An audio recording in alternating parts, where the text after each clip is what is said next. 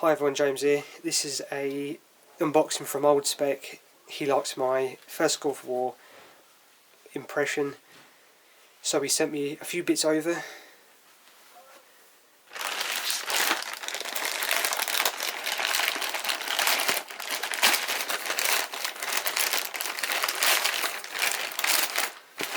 The first bag is two 58 pattern water bottle covers.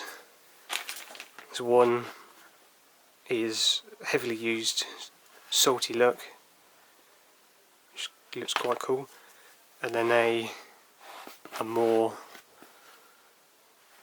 unused one. Again, it's in nice condition. I appreciate that. And then the second bag, I've already opened this, is a set of yokes, which again, very nice condition.